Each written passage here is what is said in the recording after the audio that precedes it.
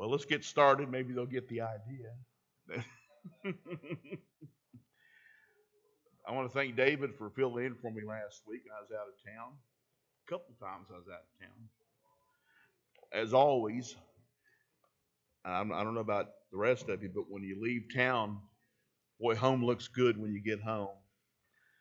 And also, in my case, you have to come home and get some rest because you get worn out when you're on vacation. But I'm glad to be home, glad to be able to teach today. David got you up to the 16th verse, and the rest of this chapter, as we look at it, study it, discuss it, is going to be a great time for the children of Israel. Of all the things that we've talked about, where we know eventually the way the story ends, if we left the story off here, it would be a glorious time for God's people. Because in this chapter, through the balance of this chapter, we see that they obey God. And when they obey God, when they uphold their half of the covenant, they are winners. They are victors. And as we're going to find out through the balance of this chapter, everything they do, every little job that they start, ends in victory, ends with a win. Because they're obedient, they know that God is guiding them and driving them to triumph, and they are taking the land God promised them. Now, we know down the road things change in a negative way. But at this point, and through the balance of this chapter, we see victory, victory, victory, on and on. And we're going to look at that and go through much of that this morning. Doubt we're going to get through the balance of the chapter because there are 43 verses and we're just at 16. But we will get as far as we can on this Lord's Day. Before we before we start our study, let's stop and have prayer. Kevin Cleveland, would you pray for us, please, sir?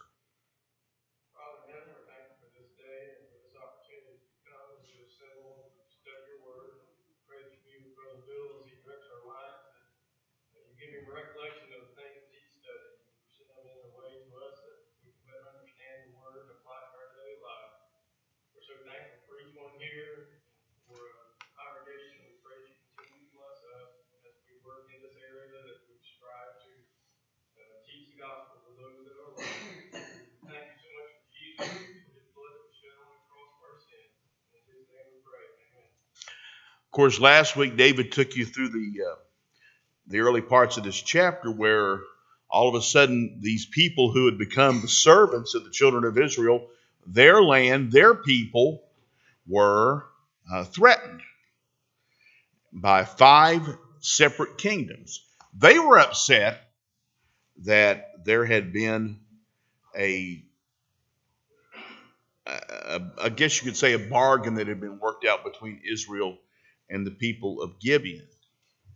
They felt like they were betrayed. And of course, David took you through that last week. They decided, well, we're going to take Gibeon ourselves. We're going to punish these people for turning to our enemies, the children of Israel. And of course, we know that turned out to be unsuccessful because these people were and will be routed. And of course, they have an interesting way, as we start our lesson this morning, of how they shut up these kings who decided to lead this attack against the people of Gibeon because they had decided to ally with Israel. So verse 16 says, "But these 5 kings had fled and hidden themselves in a cave at Makkedah." So earlier, God had sent hailstones. Of course, the sword of the Israelites had slain many people, but these 5 kings, staying out of the fray, staying probably in a safe zone, well, they escaped doom. They got away with their lives. But could it be that God and God's providence preserved these people for a more shameful end? Because God is going to truly put them away, almost literally. Now, it says that they hid themselves in a cave at the city of Makkedah, not in the city necessarily, but because Israel was not in Makkedah yet, but in the environs of Makkedah, but it was nearby. So their armies are gone. These 5 kings, their armies are dead. And they flee to the mountains and flee to this cave. And it's near Makkedah. Verse 17 says, and it was told Joshua, saying, the 5 kings have been found hidden in the cave at Makkedah. A spy, a scout, God himself, make sure that Joshua knows where these kings have been taken or have been hiding. And they've been seen going into this cave, or the fact that they are in this cave. So they're found. They're not fooling anybody. We know they're not going to fool God. For they know that they were ever going to be killed if Israel got a hold of them. So people knew. Probably Joshua's men knew. They let Joshua know what's taking place. Let's look at verse 18. So Joshua said, roll large stones against the mouth of the cave and set men by it to guard them. In other words, let's make sure they're not going anywhere. Not going anywhere. These kings are going to be hemmed into this cave. They're not going to escape. They're not going to find some way to escape the wrath of the children of Israel or escape the wrath of God himself. But Israel and Jehovah are going to pick their time. They're going to select their time to get the vengeance that is required here for these people who were wanting to kill a city, destroy a city that had allied and sought security from Jehovah and from the people of God. So these men were bound for punishment. They're going to be deserving of that punishment. So, and also, since they were in a rocky mountain region, it makes sense for Joshua to say, let's get a big stone and let's shut them up in the cave. Let's make it as dark and isolated as we can. So no doubt there were plenty of rocks around this cave that would fill this purpose that Joshua was asking for. And not only do you put the rock, but what does Joshua also say here at the end? He said, set men by it to guard them. If the rock don't get the job done, the guards will get the job done. And these 5 kings, they have nowhere to go, because they're either going to run into the guards or they're going to not be able to move the rock. So it's a pretty permanent situation. Verse 19, and do not stay there yourselves, but pursue your enemies and attack their rear guard. Do not allow them to enter their cities, for the Lord your God has delivered them into your hands. So a big job here for Israel. He's given them a job to pursue these basically 5 armies. Now, Israel has the people to do it because God's going to be doing the fighting. But he's saying, obey the word of the Lord and pursue these people.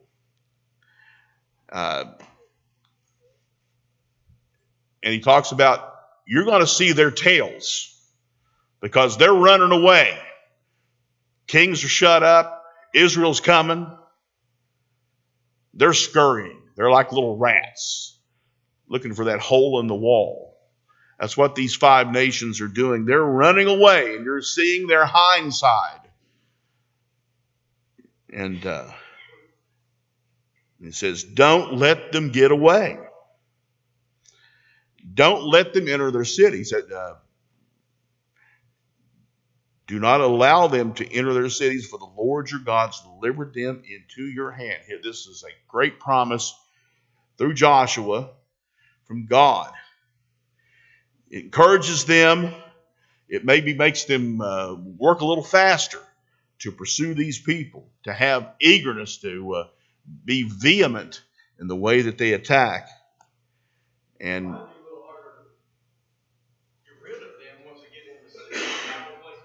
anybody that knows military history knows when you get into urban warfare, it is tough.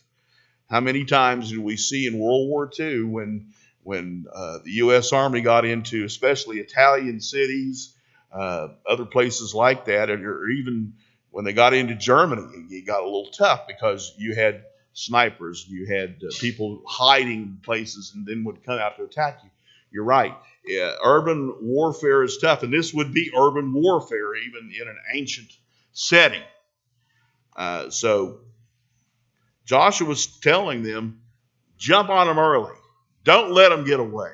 And don't let them get into the cities because, again, as you said, Kevin, it is really tough. And so the troops are going to follow them. You're going to get the job done. But as we're going to find out in another verse, they don't get everyone. They don't get everyone. And there's going to be another attack that's going to have to be made. But they get this initial battle going here. And these people are running for their lives. And you can just see the vision of Israel running after them. And in many cases overtaking them and destroying them. Even with that little remnant that gets away and gets behind a wall and gets into a city. But that doesn't ensure their safety, as we're going to find out shortly. Verse 20 says, Then it happened while Joshua and the children of Israel made an end of slaying them with a very great slaughter, till they had finished, that those who escaped entered fortified cities. So, as we mentioned, some do get away. Very few, probably. Very, very few. I used the term earlier, a remnant. I think that would be the best way of, but they get into these wall cities. They hide from Joshua. They hide from Israel, no doubt. As they scurried behind the walls, they were probably yelling, shut the gates. Shut the gate down. Don't let them in. Because we've seen what they've done to our fighting men, our valiant men. They just absolutely rolled over them. They destroyed them. But of course, the scripture here says it was a very great slaughter. And that tells us that most of the opposing forces are dead. They're gone. And again, it's very few that escape. And it's not like you were stacking up bodies like they used to say, like cordwood, but the slaughter, probably there were bodies over here, bodies everywhere. But God was driving his people. He was driving Joshua to continue taking these people, taking these cities, as we're going to see, and just being observant and faithful to what they were told to do. God told them, you're going to have great things happen to you as long as you keep your faith, as long as you obey me. Verse 21 says, And all the people returned to the camp to Joshua at Macedon in peace. No one moved his tongue against any of the children of Israel. So this is a good sign. You don't get a sense here that many people from Israel were killed or were injured. They very orderly moved back to the camp. The camp was at Macedon, near where these kings were holed up in the cave. And Israel's army is in good shape. They've been victorious. They've chased these people to these 5 cities. And now it's time to regroup. It's time for a little bit of rest. And then receive more instruction from Jehovah. And no doubt, after what had happened to these 5 cities, further word got out among all of Canaan.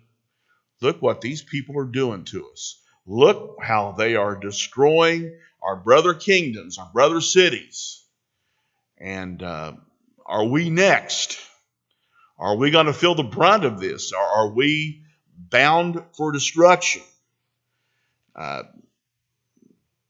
There's great respect that is being built up here. And verse 21 is saying that no one moved his tongue against. No one wanted to challenge God and the children of Israel here. Not moving their tongue against the children of Israel because they were seeing these amazing conquests taking place. There was terror that was taking place among these other people. And it kind of reminds us that, what happened with Israel all the way back to Egypt. The reputation of God's people was big there because who else is going to move a body of water to let his people escape? Well, that Jehovah, Israel's God, must be something special. And now they're watching it in their own front door. They're seeing the conquests that are being taken, the cities that are being taken, the kings that are being captured or pinned in this case. And it is really troubling to them. No murmuring among these people, lots of respect, lots of fear.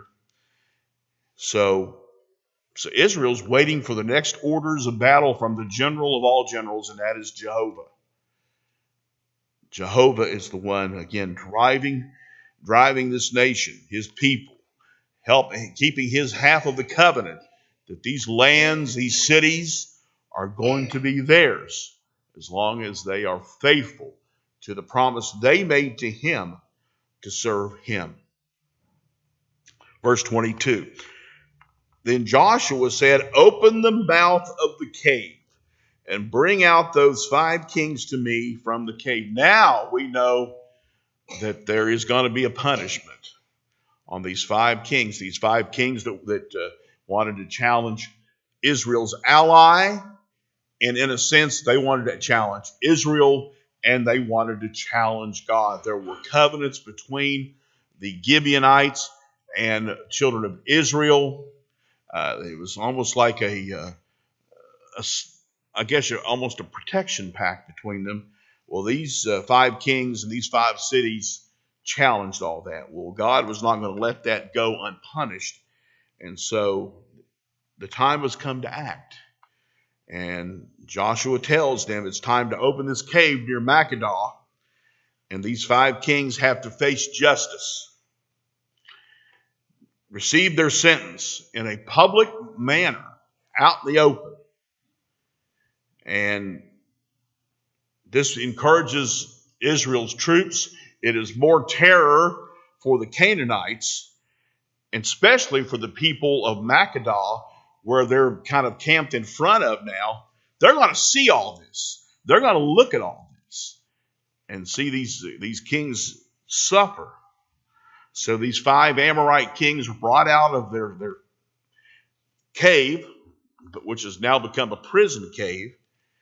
And Joshua steps before them and brings them judgment. Verse 23, and they did so, bringing out the kings, and brought out these 5 kings to him from the cave, the king of Jerusalem, the king of Hebron, king of Jarmuth, the king of Lachish, and the king of Eglon. We're reminded here of these 5 cities that had allied together, challenging God, challenging God's people and those who were allied with God's people. So the stones are rolled away, and we have these kings mentioned one by one. And these were men who were lords of conquered people. They were the lords of defeated people, demoralized people, terrorized people. And we're just reminded here by these 5 kings being named once again as to who exactly started this war. And so the stones are rolled away, and these men are brought forth. Let's continue and see what happens. Verse 24 says, "So it was when they brought out those kings to Joshua that Joshua called for all the men of Israel and said to the captains of the men of war who went with him, 'Come near, put your feet on the necks of these kings.' And they drew near and put their feet on their necks." How humiliating would that be? To have someone literally put their foot on your necks. There's a couple of reasons this is done. There's no better symbol of victory than literally putting your foot on the person of your enemy. And this also was a great encouragement to the children of Israel, because this showed that God was going to continue to bring victory to his people, to a faithful, loyal people. They've had great victories here. 5 cities at one time have been defeated. Their forces are gone. But there's going to be future conquest. And we're going to see that as we get to verse 25 here in a moment. So verse 23, again, showed who the kings were. And now they face their judgment. We're up to date with the story. So they're probably lying on the ground with these soldiers that Joshua has under his command, literally putting their feet on the necks of these kings. And it also shows that God has put all his enemies under his control, under his feet. Again, a lot of symbolism here.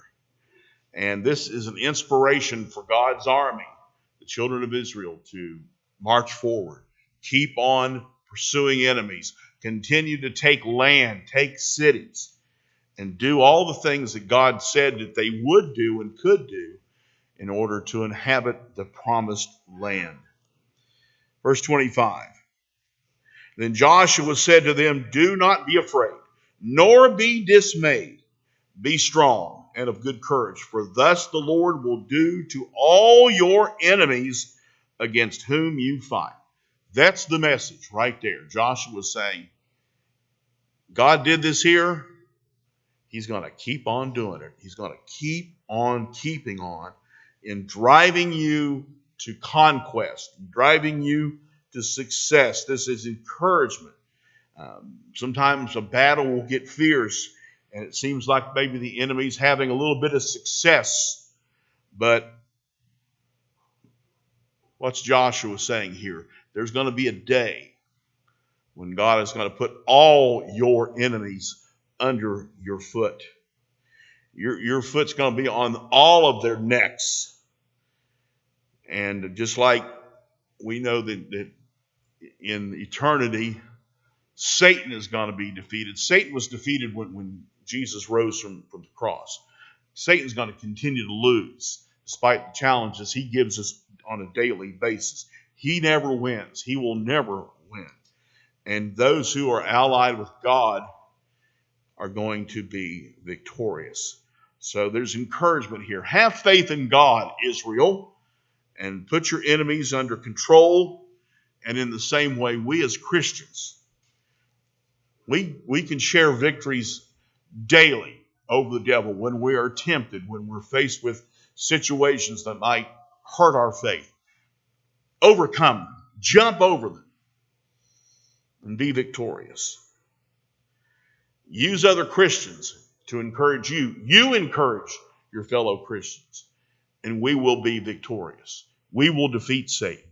God's army, as it did here with Joshua, God's army today is going to march on. It's not going to be stopped. Keep those things in mind. Verse 26. And afterward Joshua struck them and killed them, talking about the 5 kings, and hanged them on 5 trees. and they were hanging on the tree until evening.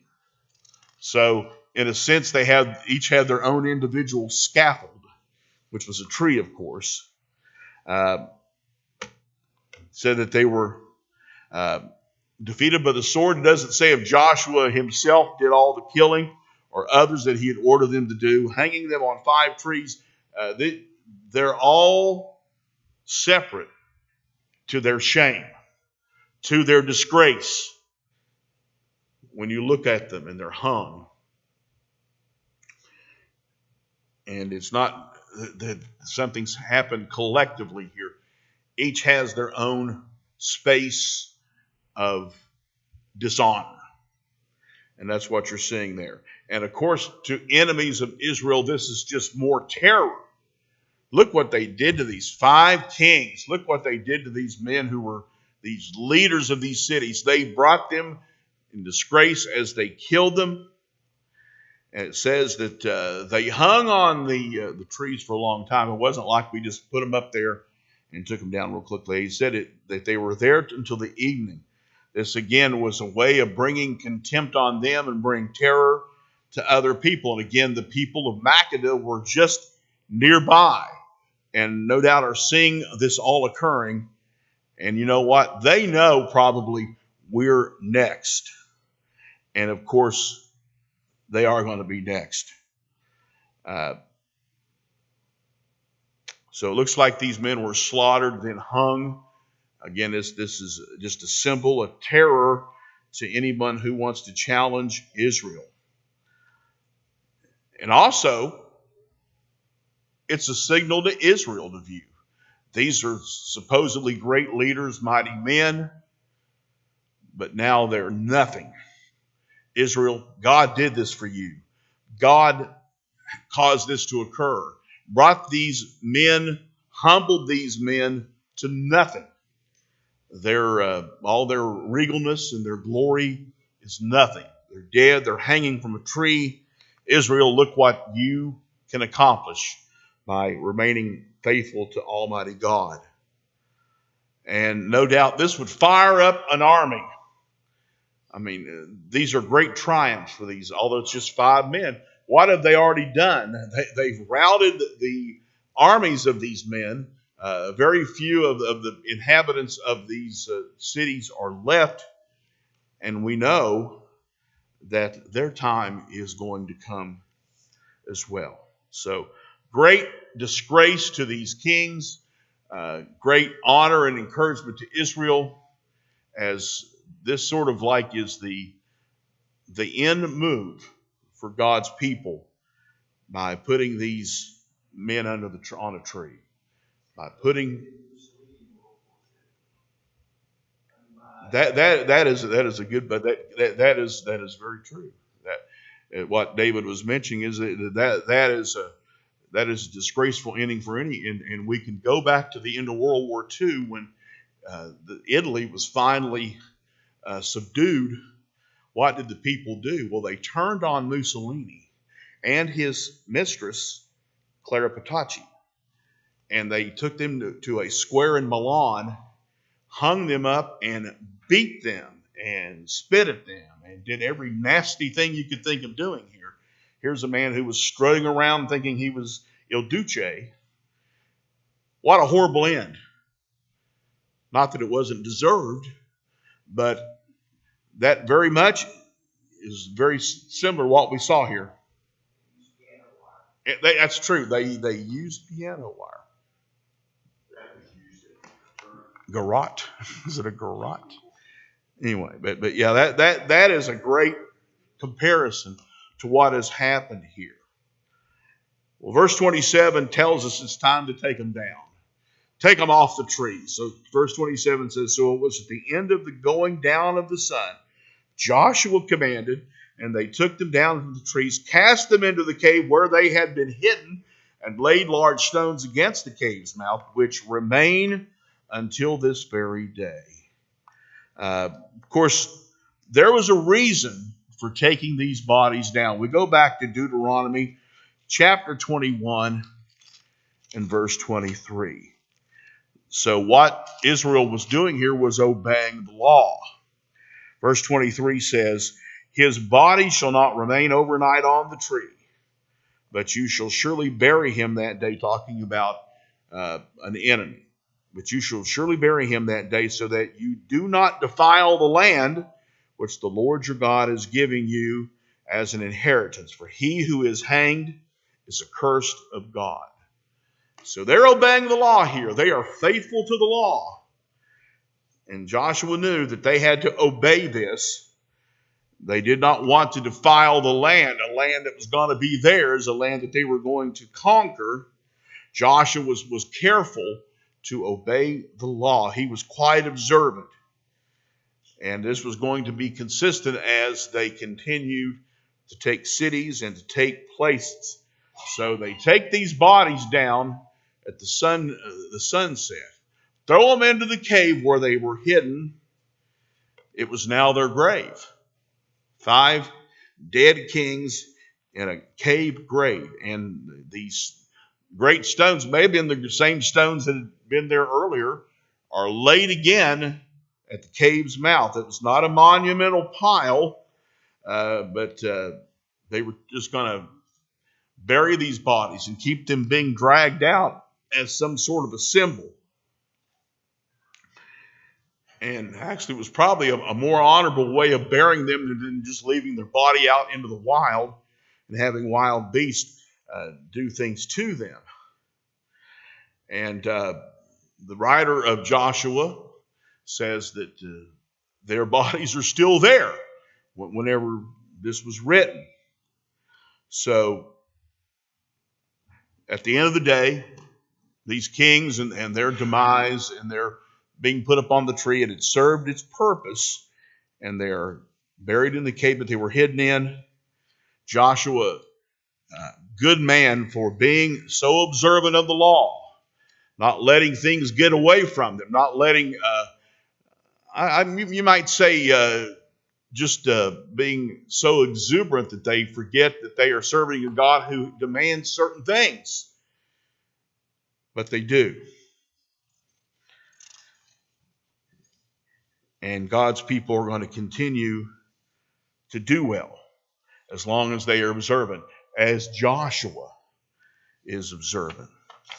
Well, let's move on to verse 28. We end this portion of the story. Now it's time to really fire up God's army. The children of Israel are ready to really go on the attack. Verse 28, on that day, Joshua took Makkedah and struck it, and its king with the edge of the sword. He utterly destroyed them, all the people who were in it. He let none remain. He also did to the king of Makkedah as he had done to the king of Jericho. And it seems like in a lot of ways that this conquering of Makkedah, and it was kind of weird because as we mentioned, they've been just outside of Makkedah. It's almost like Joshua said, okay, guys, let's just turn around and attack. The army was there. The forces of war were there. The weaponry was there. They just simply, after they'd done all these things with these kings in the cave and such, they just basically said, attack, go. And they went. And they absolutely destroy this city of Makkedah. And again, we're going to see an unbelievable set of victories taking place, because from this point in Makkedah, where they had been basically going west from Jericho, now we're going to start going a little north, and we're going to start going a little south. And they're going to further the footprint of the new Israel, the new land that Israel is going to take place. So Makkedah was, of course, not mentioned among those 5 kings and 5 cities that we've been talking about, but it seemed to be friendly toward them because, why? It was a place where these kings decided to go because there were friendly people there. There were allies there. So they won't bother us if we go hide in their cave nearby. They'll protect us. And of course, because they protected these kings, God enacts a price from them. A price must be paid, and that is that all the people, male and female, are destroyed here. And it mentions about how things were done here like they were done in Israel. What did Joshua 6:21 say? It says, and they utterly destroyed all that was in the city, both man and woman, young and old, and ox and sheep and donkey, with the edge of the sword, everything slaughtered.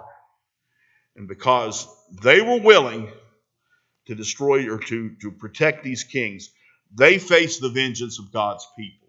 They faced the vengeance of Jehovah. And in that one verse, the Lord has said, you try to oppose God, you're going to pay.